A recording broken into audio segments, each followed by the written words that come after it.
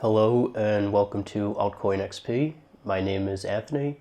I'm going to give you an update on some stuff and then I'm going to talk about Cardano. So having that camera on a tripod feels really awkward. It's like, I don't know, I just can't sit still, I guess. So first, I have the flu. I got that like Sunday night and I was in and out of bed like 30 times. Pretty sure I was hallucinating. I woke up on this couch here with my head underneath this coffee table and my feet up here, and I was like sideways and wasn't good. Today's Wednesday, so I'm getting over it, but yeah, get a flu shot. I never did, and you should. They're only like $30 or $40. The next, my hair, as you can see, nothing's growing in yet. Should be another couple months, another 2 months or so, I should see some stuff growing in. It's still like red. I don't know if you can see, but yeah, it's still red. I don't know if or when that's gonna go away or if the hair is just gonna fill it in or what. But yeah, that's the update on the hair. Speaking of the flu again, this is the stuff I'm surviving off of. Ensure, shout out to my grandmother. Theraflu, one of my friends online recommended that, and Tang, my personal choice, and some soup that I haven't had in a couple days because I couldn't really eat that much, didn't feel like eating. I'm actually forgetting the biggest and best update. I ordered a BMW M2 after like 7 or 8 months of talking about it. I saw like Ethereum and Bitcoin and all that, the prices were going down, and I guess I wanted to have something to show for it, so I sold some Ethereum for to pay for the M2. So yeah, in about late March, early April, I'll see that car. I messaged all the dealers in my area, and the one dealer was able to had like the soonest allocation. So the way like BMW works, when you order a car, each dealership gets allocations for new cars to be built. So you can't just go to any dealership and order a car and expect it to be built right away. Specific dealers have allocations for builds. One of the dealers I found had a week 8 allocation, which is the 8th week of the year. Then for whatever reason, they also offered me like $3,500 off of MSRP, or no, it was $2,518 off of MSRP.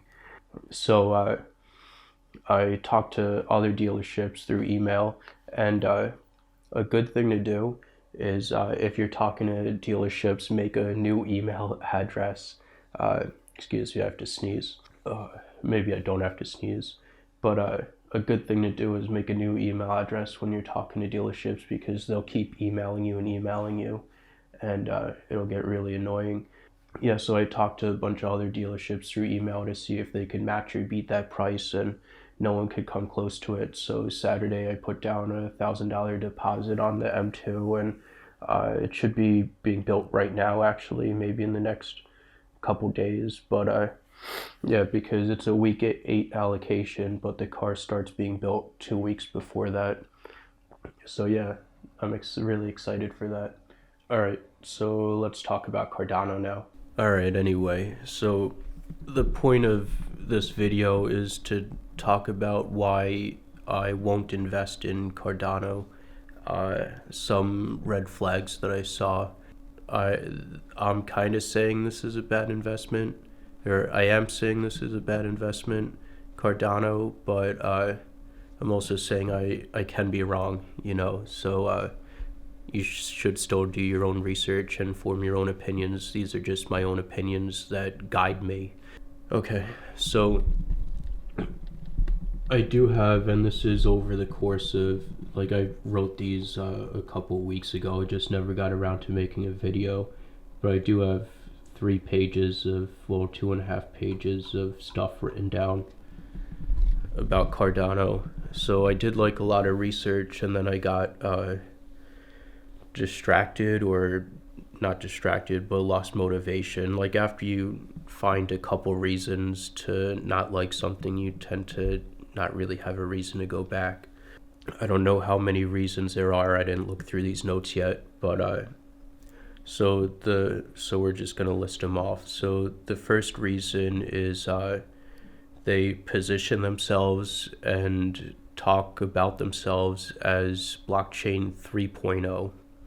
They use this to promote Cardano, saying that it's like the next new technology or whatever. And that was fine with Ethereum when Ethereum was saying that it was like Bitcoin 2.0 or blockchain 2.0 or whatever. The reason that was fine with Ethereum is because all of the technologies that Ethereum implemented was stuff that was talked about and classified as blockchain 2.0 or Bitcoin 2.0 long before Ethereum came about. So they called themselves that, or they were classified as that, because that classification already existed. With Cardano, there isn't anything new with Cardano. When Charles Hoskinson talks about being blockchain 3.0, he talks about solving the scalability issues and solving transaction speed issues, which I haven't really seen a solution for yet through Cardano. So, so yeah, that's really nothing new to classify yourself as blockchain 3.0, because you're not providing anything that doesn't exist or isn't an issue with blockchain 2.0. Another note that I have is that so Charles Hoskinson runs a blockchain company, or a blockchain development company, which they pretty much develop different blockchains and cryptocurrencies and all that. So that company is IOHK, which is Input Output Hong Kong. From what I read, a Japanese business called Attain approached IOHK to build Cardano, and the research that I found about Attain, it looks like they're an education and media company, and they release like various e-learning courses on learning Japanese and learning IT stuff, and distributing what was called cultural videos. So I don't know, like pop music or stuff like that. That was kind of confusing to me because I'm not sure how Attain links to cryptocurrencies and stuff like that. It's also kind of weird to me with Charles working specifically in Hong Kong, because he also wanted to limit the Cardano ICO to Japan only. Whenever people limit an ICO, it kind of makes me wonder if they're trying to hide something. Like maybe they're afraid that if the entire world sees it, then they'll be judged more, and then there's a greater chance of them picking out the flaws and deterring investors, and deterring investors from wanting to throw money into a project. So, and I think China and Japan, from what I've read and researched recently, is that China and Japan are more prone to Ponzi schemes because they haven't been exposed to them as much as the US has in the past. So, with Cardano being limited at first to Japan only, yeah, that was a red flag for me.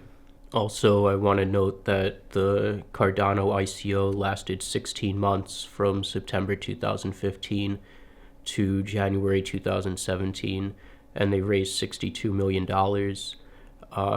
16 months seems like a long time for a crowd sale, and also 30 billion ADA vouchers out of a total 45 billion were sold in the crowd sale.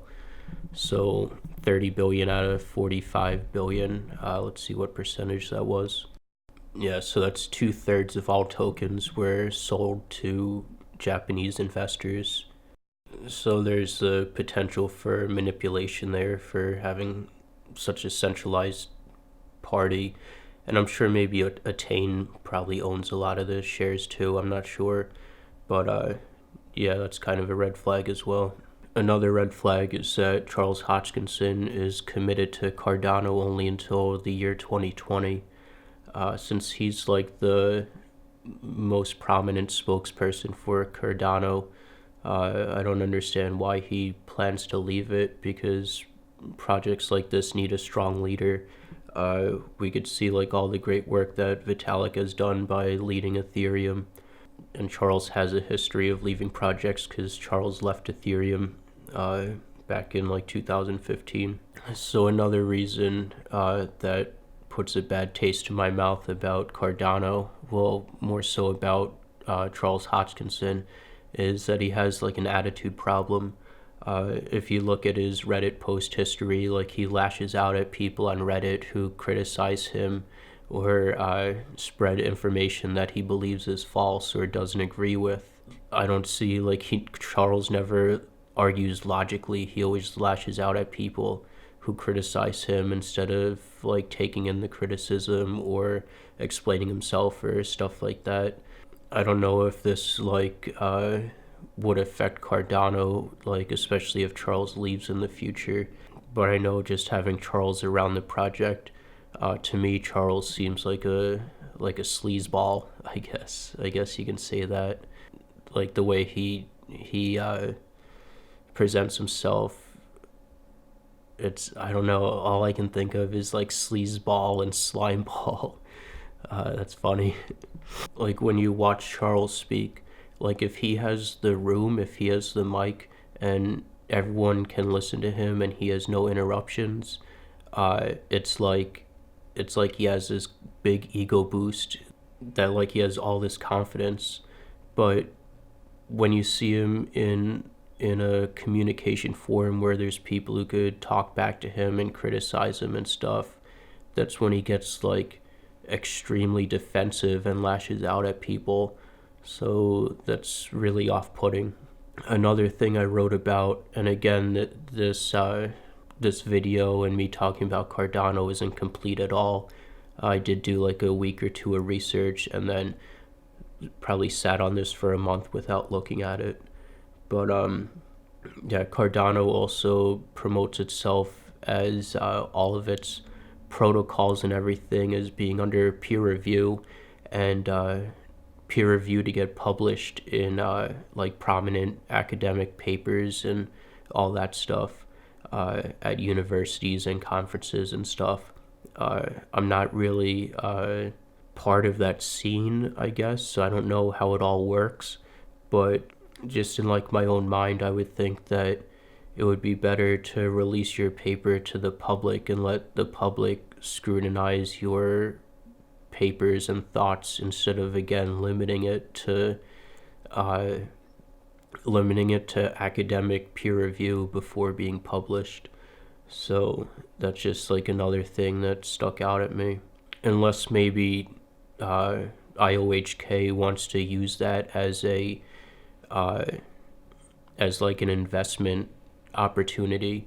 Like when they approach investors, they could say, "Oh, the Ouroboros proof of stake paper has a prestigious award at Crypto 2017, and it was a peer-reviewed and published paper," and they could use that as like leverage to get unknowledgeable investors to invest. Maybe that's why they go through this like private-ish peer review process. Another point I wrote down is about, so Cardano plans to incorporate a treasury system like the one I talked about in my Dash video, where part of the block reward, I guess, would be sent to a fund that is used for development and promotional aspects and all that. This idea is touted as being good for sustainability by having funds to pay developers and to promote your blockchain and your project and all that. But sustainability isn't really what makes a cryptocurrency sustainable. What I mean is like paying developers and promoting your cryptocurrency isn't really what makes a cryptocurrency sustainable. The long-lasting cryptocurrencies are the ones that are the most adaptive. They can incorporate new ideas and stuff easily. So like when the idea of the Lightning Network came about and when scalability became a problem, the blockchain that can incorporate that the fastest is going to be the one that gets the most attention and is going to be the one that is going to pull ahead. With Bitcoin, I don't know how it's going to go with the Lightning Network being implemented, but there might be like a lot of resistance with it. There might not be. You never know with that stuff. Bitcoin, I don't know. You might need to hard fork or whatever. Yeah, so that's what I see when that's what I look for when people say sustainable is something that's adaptable, and open for a lot of opportunity. I don't know if opportunity is the right word. Open to do a lot of different things, I guess. For example, like Ethereum smart contracts, you can do like so much with that you are limited with Bitcoin for not having smart contracts.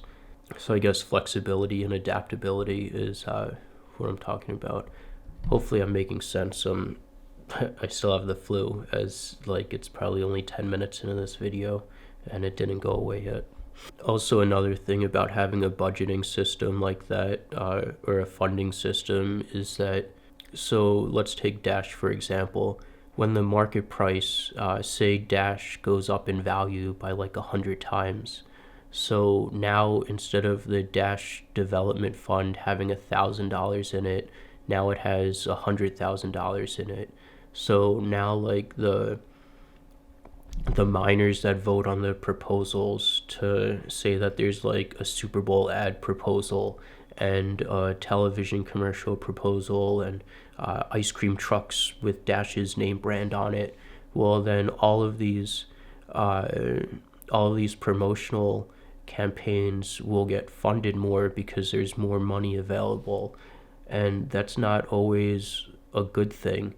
I remember just recently, like a week or two ago, I was watching a video about GoPro's stock market price collapse, and at the peak of everything, at the peak of GoPro's price, they started buying up all these. Like they paid for a Super Bowl commercial and all that. So that's what got me thinking. Like I guess it's good for advertising that you have a budget, but you can go like too far and misspend money when you have so much money. So the last thing I want to point out is if you go to the IOHK YouTube channel, and I'll put the video right here to show you what I'm talking about. But there's a video where Charles Hoskinson is explaining Cardano and why it's unique and why you should invest in it and all that. And one thing that caught my eye is how many times Charles uses the term way, like if we do this in an intelligent way, or if we do this in a very responsible way, then, and he uses that phrase like, I don't know, probably like 100 times in this 50-minute video. And I don't know what it is. Like I thought about this for a while, and I don't know what it is that is so off-putting about that it seems like he's trying to show us the way without telling us what the way is. You know, like if you bake a cake in the most professional way, then you'll have a professional cake. But he doesn't say how to bake the cake professionally. He just says if you do it this way, then you'll have the best cake. And it's just really odd listening to that. So anyway, that's the end of this video. That's like my thoughts on Cardano.